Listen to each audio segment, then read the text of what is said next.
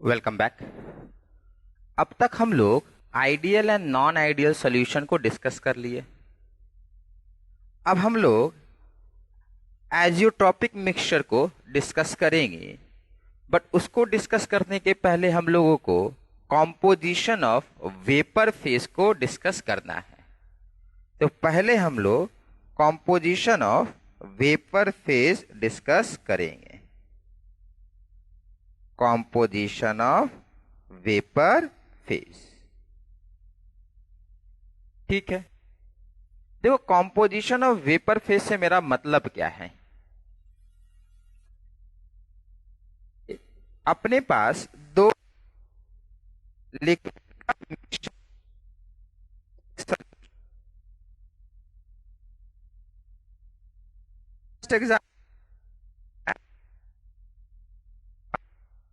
लेते हैं कि ये अपना आइडियल सॉल्यूशन है, ठीक है।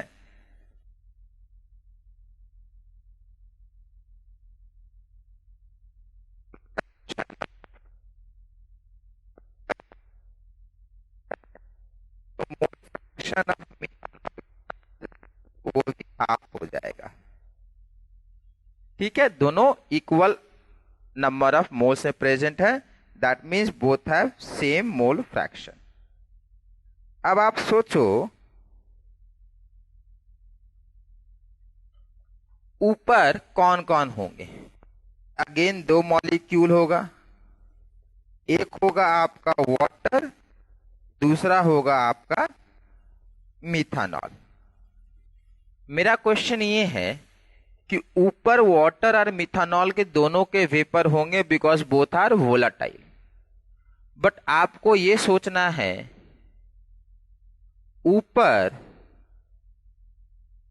वाटर का मोल फ्रैक्शन क्या हो सकता है और ऊपर मिथानॉल का मोल फ्रैक्शन क्या हो सकता है।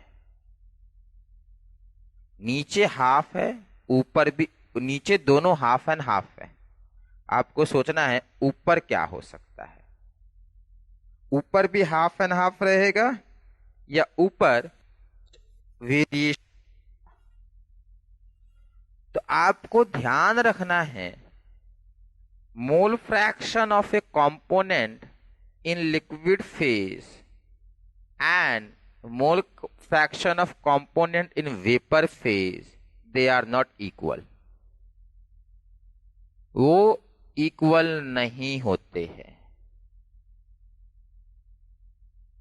तो अगर नीचे हाफ है तो ऊपर भी आप सोचेंगे कि हाफ एंड हाफ है, तो वैसा नहीं है। मैं एक्सप्लेन कर देता हूं क्यों ऐसा हो रहा है। देखो, water is half, methanol is half, but आप ये बताओ, नीचे तो दोनों का मोल फ्रैक्शन इक्वल हो गया, ऊपर ज्यादा अमाउंट किसका होगा। ऊपर ज्यादा अमाउंट मिथानॉल का होगा, because this methanol is more volatile.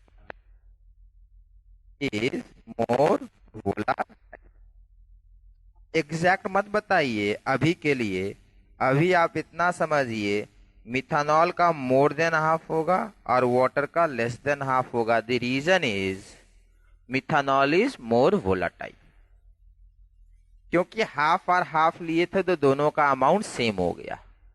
But let's say half और हाफ नहीं लेते हैं, ये हम लोग ले लेते हैं 2/3, मतलब water is more and this is 1/3।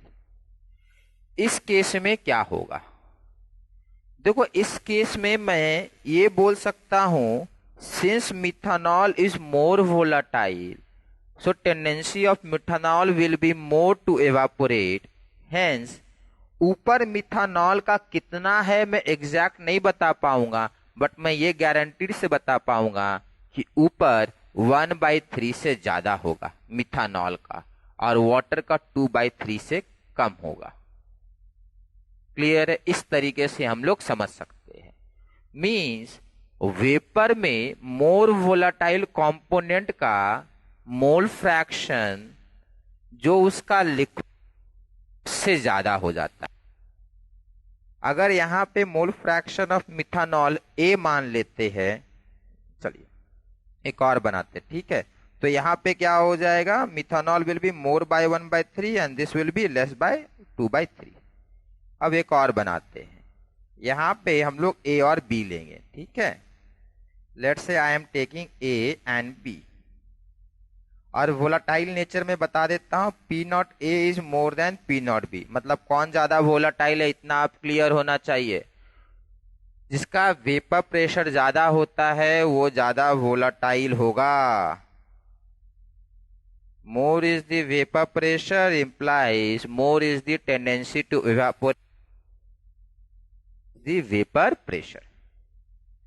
तो अगर नीचे मोल फ्रैक्शन हो जाएगा एक्स ए और यहां हो जाएगा एक्स बी, तो ऊपर मोल एक्स से डिनोट नहीं करते हैं, ऊपर मोल फ्रैक्शन को इस पर्टिकुलर चैप्टर में हम लोग y से डिनोट करते। इसको मैं क्लोज कर दे रहा हूं, हर बार क्लोज नहीं करूंगा, ठीक है।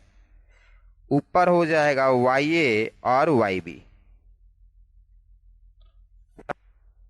से लिक्विड में कितना मोल फ्रैक्शन है, YA वेपर में कितना मोल फ्रैक्शन है। तो नाउ हमेशा याद रखिएगा YA will be more than XA and YB will be less than XB। जो ज्यादा वोलाटाइल होगा उसका परसेंटेज या उसका मोल फ्रैक्शन वेपर में जो उसका लिक्विड में है उससे ज्यादा होगा। मैं अभी भी ये नहीं कहूंगा कि YB will be more than YA, मैं ये नहीं कहूंगा YA will be more than YB। मैं ये कभी नहीं कह सकता हूं अनलेस टेल मेरे को सारे डेटा मिल गए हैं, मतलब नंबर्स मुझे चाहिए होगा। XA का न्यूमेरिकल वैल्यू, XB का न्यूमेरिकल वैल्यू, P0A और P0B का न्यूमेरिकल वैल्यू होगा, तभी मैं कुछ बता सकता हूं। समझ में आया। मोर वोलाटाइल का कंपोनेंट है लेट्स से उसका नीचे मोल फ्रैक्शन है 0.2, ऊपर आप गारंटी रखिए 0.2 से ज्यादा होगा। क्लियर है ये। अब 0.2 से कितना ज्यादा होगा वो आप न्यूमेरिकली सॉल्व करके बता सकते, ऐसे आप नहीं बता सकते। और ये सारी चीजें मैं बता रहा हूं ये आइडियल सोल्यूशन के लिए, ठीक है। नॉन आइडियल के लिए इसको अप्लाई करने चले मत जाइएगा। क्लियर है ये।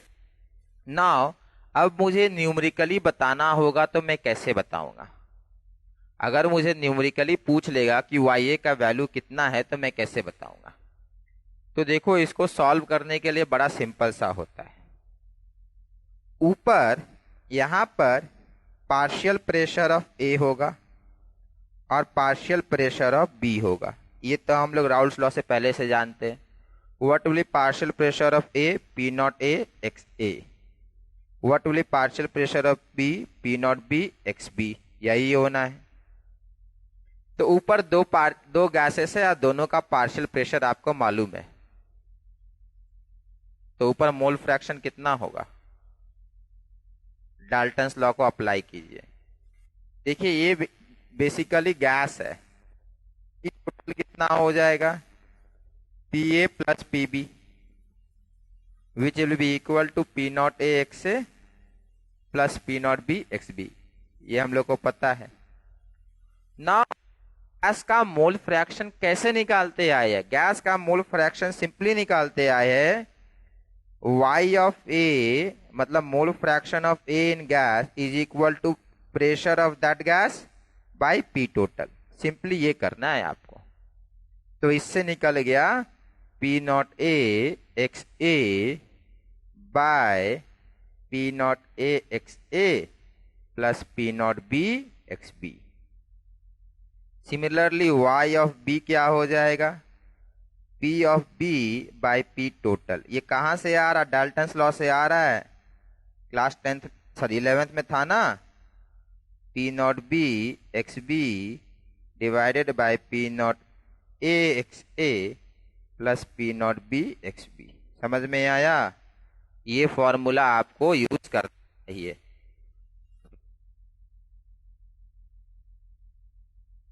दो तरह के मोल, एक मोल फ्रैक्शन आपका लिक्विड फेज में होता है और एक मोल फ्रैक्शन आपका वेपर फेज में होता है। फिर मैंने बताया मोल fraction of liquid phase and mole fraction of vapour phase will, एक सर्टेन क्राइटेरिया होगा वहां इक्वल होगा, ऐसे इक्वल नहीं होता है। फिर मैंने बताया the more volatile component will have a greater mole fraction in vapor phase compared to mole fraction of that component in liquid phase। फिर से बोल रहा हूं, mole fraction of more volatile component will be greater in vapor phase compared to mole fraction of that component in liquid। ठीक है, इनका compare मत कीजिएगा, इनका और इनका कंपैरिजन होता है। ए ज्यादा वोलाटाइल है तो वाई ये मैं बता रहा हूं। नंबर निकालिए फिर आंसर। अब इसके बेसिस पे सिंपल सा न्यूमेरिकल करेंगे, उससे आपको और क्लियर हो जाना चाहिए। तो लेट्स से अपने पास दो लिक्विड है A and B. P naught A is equal to 40 millimeter of Hg. P naught B is equal to, simple सा ले लेते हैं, 100 मिलीमीटर ऑफ Hg। क्लियर है ये? लेट्स से नीचे का मोल फ्रैक्शन है XA is equal to 2/5, sorry इसको 4/5 ले लीजिए, and XB is equal to 1/5। अब आपको क्या निकालना है? बोला है YA बताइए और YB बताइए। सबसे पहले आप P ऑफ B निकालेंगे, तो P ऑफ A कितना आएगा वो पता कीजिए। तो P of A is P not A XA which is equal to 40 into XA 4/5। So this is कितना आया? कट गया ना? हाँ कट गया, अच्छी बात है। 8 into 4 32 millimetre of Hg। P of B is equal to P not B XB is equal to 100 into 1/5। बहुत बढ़िया, ये भी कट गया, 20 मिलीमीटर आया। नाउ मोल फ्रैक्शन निकालना है, तो y of a will be equal to p of a by p total. p total पता है ना, दोनों को सम कर देंगे तो ये अपना p टोटल आएगा। This is my p total, ठीक है, ये p टोटल होगा। तो p ऑफ a कितना था? 32 बाय 52। y ऑफ b कितना आएगा? p of b by p total is equal to 20/32। ठीक है, तो ये अपना आंसर आया। अब मैं इसको क्या करूंगा? डेसिमल में चेंज कर दूंगा। ये अपना डेसिमल में क्या हो जाएगा? 0.2 हो जाएगा। ये अपना डेसिमल में क्या हो जाएगा? 0.8 हो जाएगा। अब मैं आपको डेसिमल का वैल्यू निकाल के दिखाता हूं और फिर दिखाऊंगा कि मैं कैलकुलेटर से कैलकुलेट कर रहा हूं। आप लोग खुद से CBSE वाले खास करके मैनुअली डिवाइड कीजिए, ठीक है। तो मेरा आया यहां पर, सॉरी यहां पे 52 है।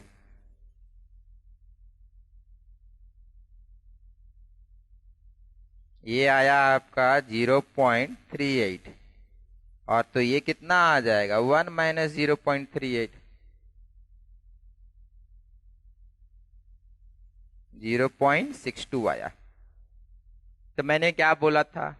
मैंने बोला था कि the more volatile will have greater mole fraction compare to that in liquid phase.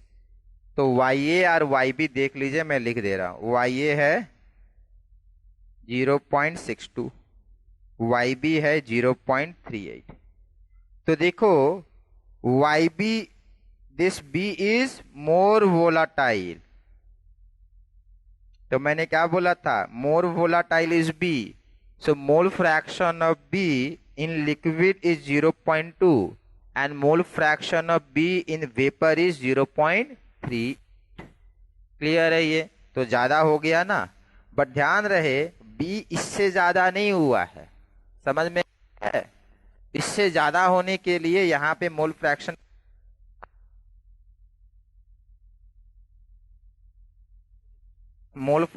Of in vapour phase इस तरीके से निकालनी है।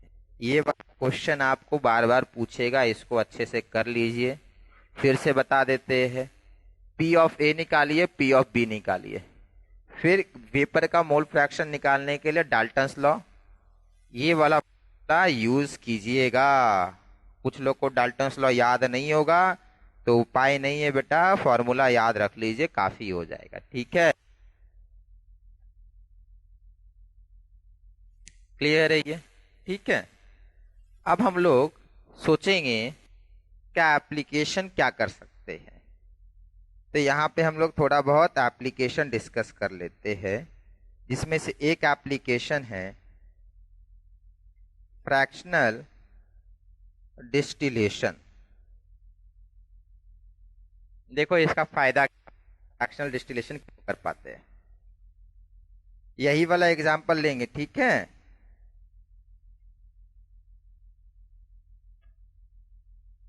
यहाँ पे ए कितना है 0.8 है, एक्स बी कितना है 0.2 है, दिख रहा है? हाँ दिख रहा है। ठीक है, अब तो थोड़ा ऊपर भी कर सकते हैं। यहां पर वाई ए कितना हो गया था अपना 0.62, वाई बी कितना हो गया था 0.38। ठीक है, अब समझो मैं इस वेपर को कंडेंस करके लिक्विड बना देता हूं। मतलब now I am collecting this vapour, now I am collecting this vapour and condensing this. यहां से कोल्ड वाटर दे देंगे, कोल्ड वाटर, तो यहां पे क्या आ जाएगा, लिक्विड आ जाएगा, और ये लिक्विड हो जाएगा ए एंड बी। अब जरा सोच के बताइए एक्स ए कितना होगा और एक्स बी कितना होगा। सिंपल सा, एक्स से हमने इस वेपर को कंडेंस किया ना, तो इस वेपर में वाई ए जो था यहां पर क्या बन जाएगा, एक्स ए बन जाएगा। समझ में आया? वेपर को जब कंडेंस कीजिएगा तो लिक्विड बन जाएगा, और लिक्विड का मोल फ्रैक्शन हम लोग एक्स ए की तरह इस चैप्टर में दिखाएंगे। तो एक्स ए कितना हो गया 0.62, एक्स बी कितना हो गया 0.38। अब कर दीजिए, गर्म करके इसको फिर से वेपर में बदल दीजिए, और एक्स बी क्या हो जाएगा 0.38 से ज्यादा हो जाएगा। इमेजिनरी नंबर 0.45 आया। ठीक है, फिर से मैं इसको कंडेंस करता हूं, फिर से वेपराइज करूंगा। इस बार क्या होगा 4-5 से ज्यादा, फिर से फिर से वेपराइज करूंगा। ये मल्टीपल स्टेप में करूंगा, बहुत बार करूंगा, 20-30 बार करूंगा, तो अल्टीमेटली क्या होगा, vapour will become more rich and rich in B. धीरे धीरे यहां पे बी का कंपोनेंट 0.2 था, यहां 0.38 हुआ, यहां 0.45 होगा, आगे और बढ़ेगा, फिर और बढ़ेगा, फिर और बढ़ेगा। दिस इज हाउ हम लोग मोर वोलाटाइल कंपोनेंट को और लेस करते हैं। समझ में आया? ये तरीका है, and this is what fractional distillation is. हम लोग मल्टीपल स्टेप में करते हैं। देखो मैंने 0.2, अल्टीमेटली मैं 0.9 तक पहुंच सकता हूं, बट यही ये प्रोसेस बहुत लंबा हो जाता है, समय लगता है। क्लियर है? दिस इज द एप्लीकेशन इस कॉन्सेप्ट का, कि इसको हम लोग फ्रैक्शनल डिस्टिलेशन में यूज करते हैं। समझ में आया? नेक्स्ट, अब आएगा एजियोट्रॉपिक मिक्सचर। ये थोड़ा अलग, अब आएगा एजियोट्रॉपिक मिक्सचर। ये बड़ा इंपॉर्टेंट टॉपिक है।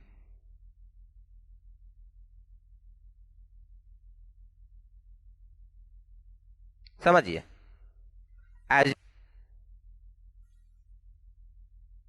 अभी मैंने बोला अगर नीचे बी है मोर वोलाटाइल, तो जब वेपर बनेगा तो उसका परसेंटेज इंक्रीज कर जाएगा। एजियोट्रॉपिक मिक्सचर ऐसा है, लिक्विड में जो मोल फ्रैक्शन होगा में भी वही होता है। लेट्स से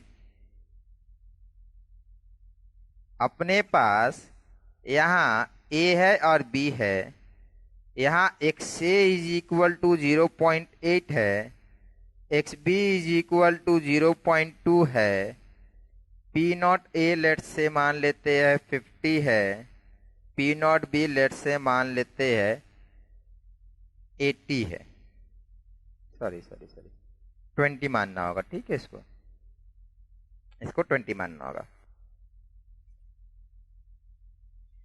अब आपका कोई फॉर्मूला काम नहीं करेगा। अगर ये एजियोट्रॉपिक मिक्सचर है तो YA 0.8 हो जाएगा और YB 0.2 हो जाएगा। अब फॉर्मूला लगाना ही है, एजियोट्रॉपिक मिक्सचर बोल दिया ना, तो लिक्विड में जितना है वेपर में भी उतना रहेगा। पर अभी तो पढ़ाए थे कि फॉर्मूले से निकालना है। फॉर्मूला कहाँ लगता है? आइडियल सोल्यूशन में। वो जो पिछली बार किए ना,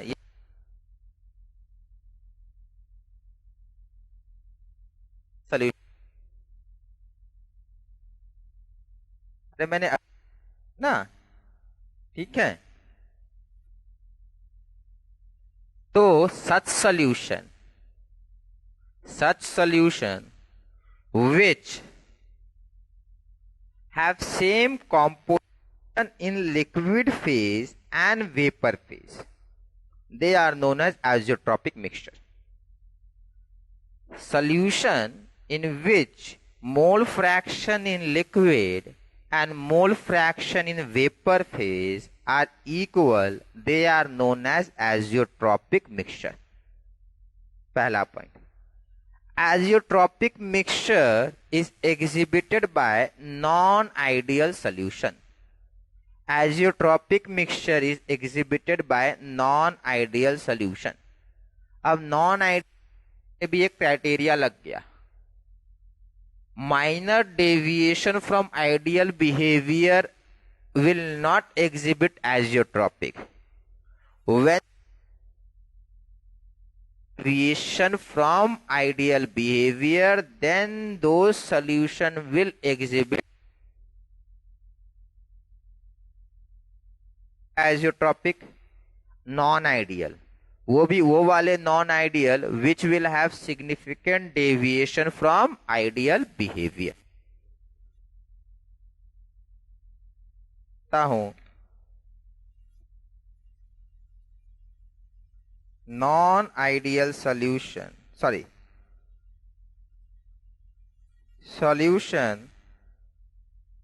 which have same composition in liquid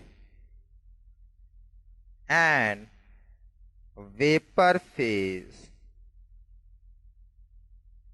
are called non-ideal solution.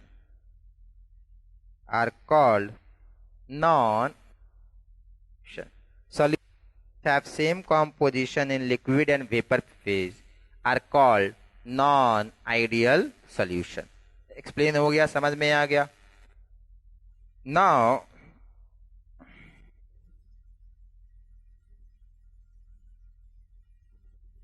क्या नॉन आइडियल सोल्यूशन लिख रहे हो?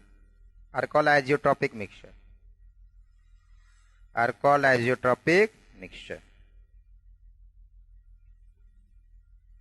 Azeotropic mixture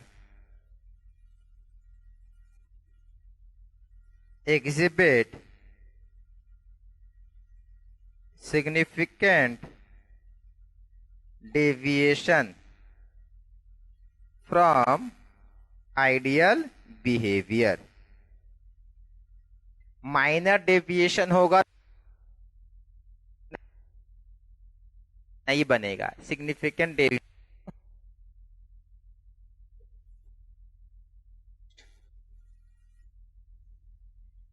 They are of two type. Azeotropic mixture, they are of two type.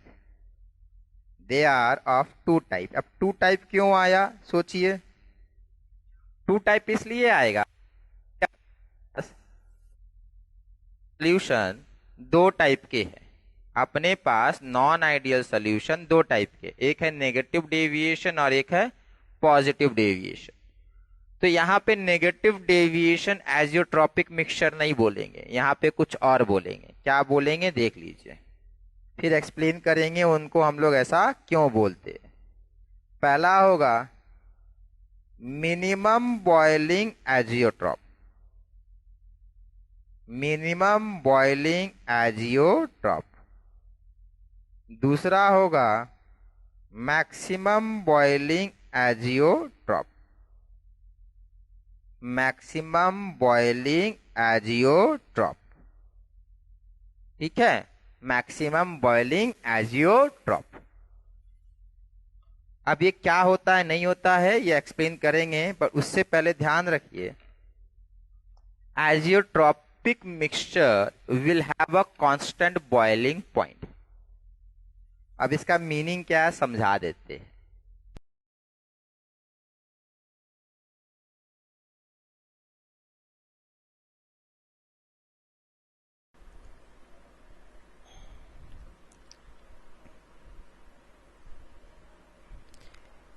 देखो लोअर क्लास में हम लोग पढ़ रखे हैं pure substances have a fixed melting and boiling point, but mixtures they have a range of melting and boiling point. मेरा मतलब ये है कि वाटर अल्कोहल का मिक्सचर अगर इनिशियली 80 डिग्री सेल्सियस में बॉईल करेगा तो आफ्टर 2-3 मिनट्स उसका बॉइलिंग पॉइंट 81 हो जाएगा, फिर 2-3 मिनट के बाद 82 हो जाएगा।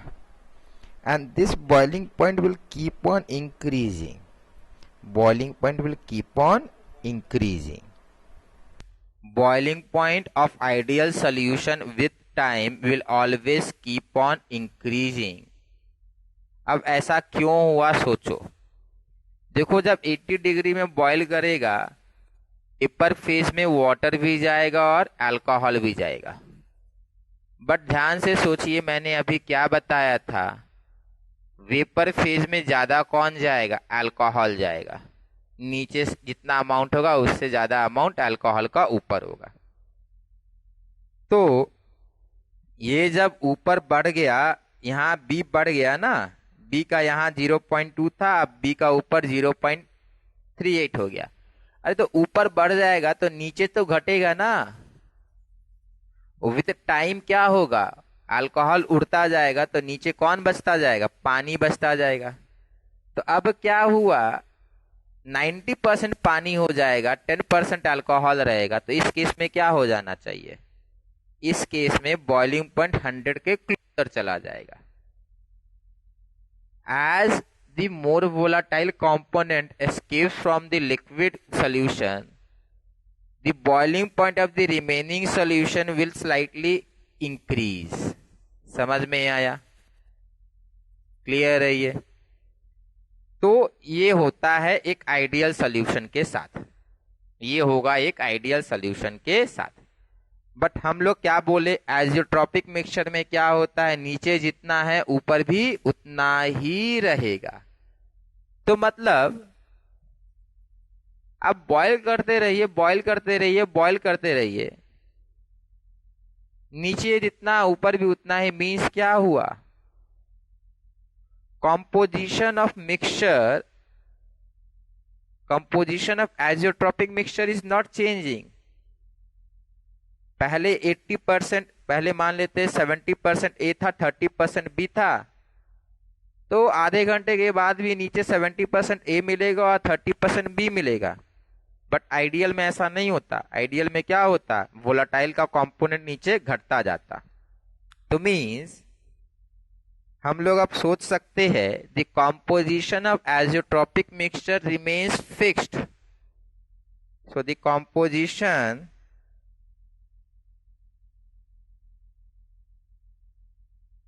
Of azeotropic mixture is constant। समझ में आया? अगर मिक्सचर का कॉम्पोजिशन कांस्टेंट हो गया तो मतलब क्या हो जाएगा, they will have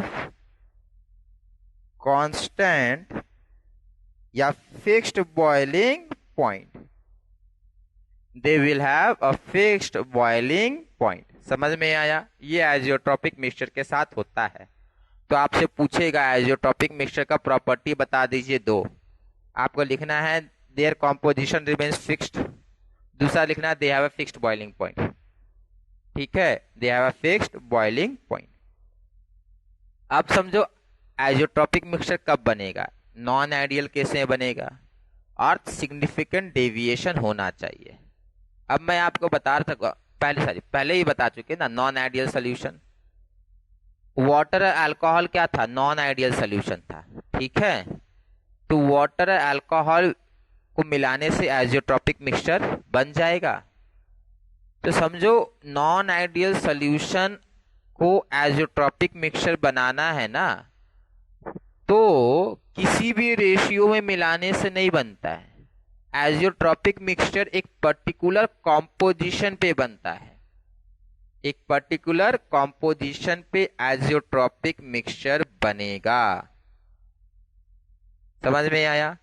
isotropic mixture का जो वो है ना, वो फिक्स्ड हो जाता सब कुछ, वो एक पर्टिकुलर कॉम्पोजिशन पे आता। हर समय नहीं आ जाएगा कि एक बाल्टी ये मिला दिए, 2 चम्मच वो मिला दिए, आइसोट्रोपिक मिक्सचर हो गया। नहीं, एक फिक्स रेशियो है, उसी में आपको मिलाना होगा।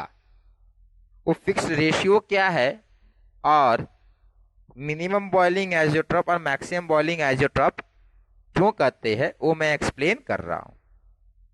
तब मैं ग्राफ बनाऊंगा किसका, नॉन आइडियल सॉल्यूशन का, तब आपको क्लियर हो जाएगा।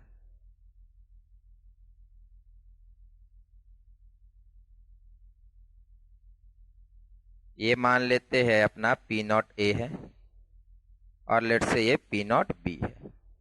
हम लोग नेगेटिव डेविएशन और पॉजिटिव डेविएशन दोनों के बनाएंगे, बट याद कीजिए नेगेटिव डेविएशन में वेपर प्रेशर कम हो जाता है या ज्यादा हो जाता है कंपेयर टू आइडियल।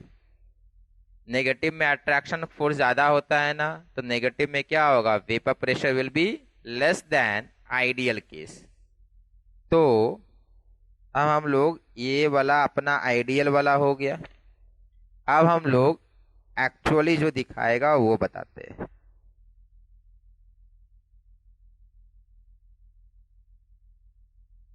क्या हो गया इस पेन को,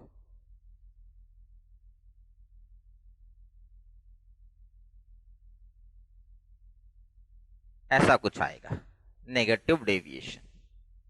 तो वेपर प्रेशर कम हो गया, दिख रहा है। आइडियल केस में वेपर प्रेशर ये होगा, नॉन आइडियल केस में वेपर प्रेशर ये, आइडियल केस में ये है, नॉन आइडियल केस में ये है। तो आप समझो when vapor pressure is less than expected, then boiling point will be more than expected. Lesser vapor pressure, more boiling point. तो सबसे मिनिमम वेपर प्रेशर कहां पर है, यहां पर दिख रहा है आपको सबसे minimum. Now at this position, यहां पर होगा ना एक्स ए और एक्स बी का कॉम्पोजिशन, यहां पे एक्स ए कितना होगा, 1 होगा, एक्स बी यहां 1 होगा, होना चाहिए। इस पर्टिकुलर कॉम्पोजिशन पे आइसोट्रोपिक बिहेवियर दिखाएगा। समझ में आया? इस पर्टिकुलर ग्राफ से ऐसे मालूम चलेगा। अब ये बताओ, इसका बॉइलिंग पॉइंट यहां पर और इसका बॉइलिंग पॉइंट यहां पर, विच केस में, so this is more or less than this boiling point। देखो यहां वेपर प्रेशर मिनिमम है और यहां ज्यादा है, मींस यहां पे बॉइलिंग पॉइंट कम होगा, यहां बॉइलिंग पॉइंट ज्यादा होगा, बता चुके। Low boiling point, low vapour pressure, greater boiling point. So this has minimum vapor pressure means maximum boiling point, तो this will be maximum boiling azeotropes. समझ में आया? मैक्सिमम बॉइलिंग एजियोट्रॉप कैसे पहचानेंगे? जहां आपका मिनिमम वेपर प्रेशर होगा वहां आपका मैक्सिमम बॉइलिंग पॉइंट होना चाहिए। ठीक है, तो this is maximum boiling azeotrope. और याद रहे, बॉइलिंग पॉइंट चेंज होता है? नहीं होता, तो कांस्टेंट भी हम लोग लगा सकते हैं, मैक्सिमम कांस्टेंट बॉइलिंग एजियोट्रॉप। ठीक है, एजियोट्रॉपिक मिक्सचर का बॉइलिंग पॉइंट कांस्टेंट होता है। अब हम लोग, ये कौन सा डेविएशन था? This was negative deviation. अब क्या करेंगे? अब हम लोग पॉजिटिव डेविएशन करेंगे।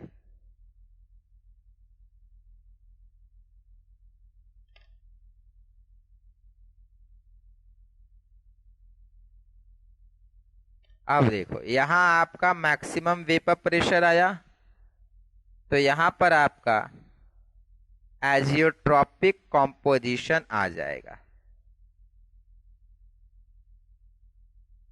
और यहां वेपर प्रेशर क्या है? मैक्सिमम है।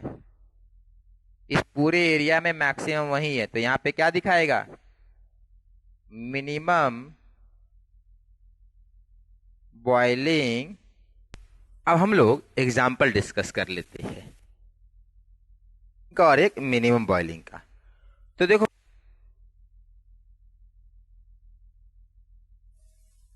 देखो, कुछ तो गड़बड़ है भाई।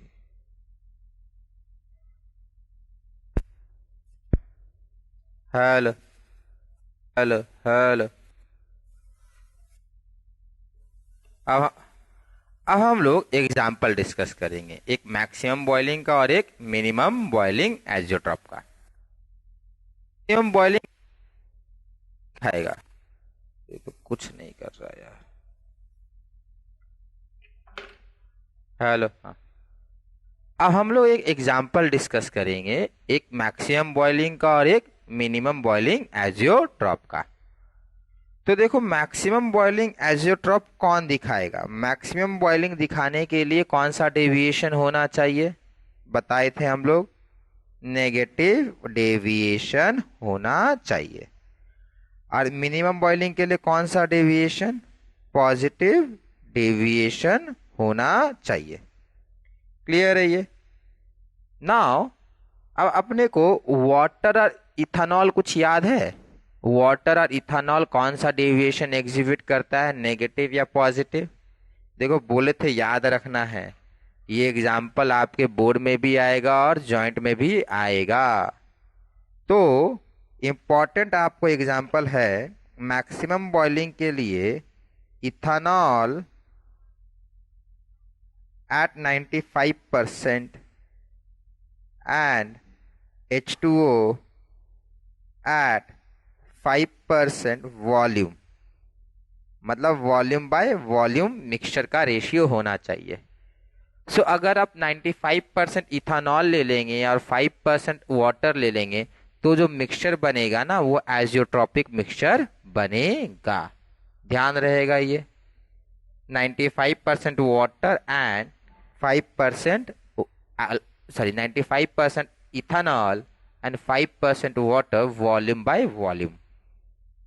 अब इसका हम लोग को याद रखना है, किसका? मिनिमम बॉइलिंग का। मिनिमम बॉइलिंग कौन दिखाएगा? Positive deviation. तो देखो, 68% HNO3 and 32% H2O, this ratio should be mass percentage.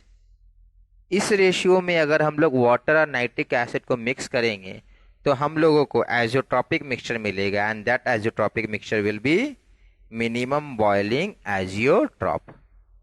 अब देखो, हम लोग पहले बता चुके हैं, एजियोट्रॉपिक मिक्सचर में लिक्विड और वेपर फेज दोनों का कॉम्पोजिशन क्या हो जाता है? फिक्स हो जाता है। जब कॉम्पोजिशन फिक्स हो जाएगा तो पता क्या होगा? आप फ्रैक्शनल डिस्टिलेशन नहीं कर सकते। फ्रैक्शनल डिस्टिलेशन किस कॉन्सेप्ट पे है?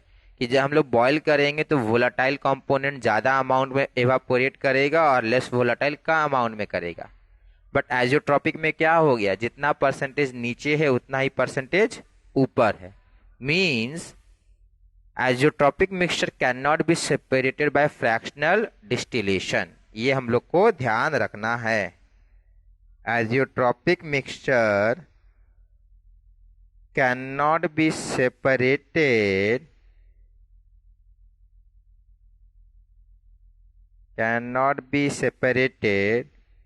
by fractional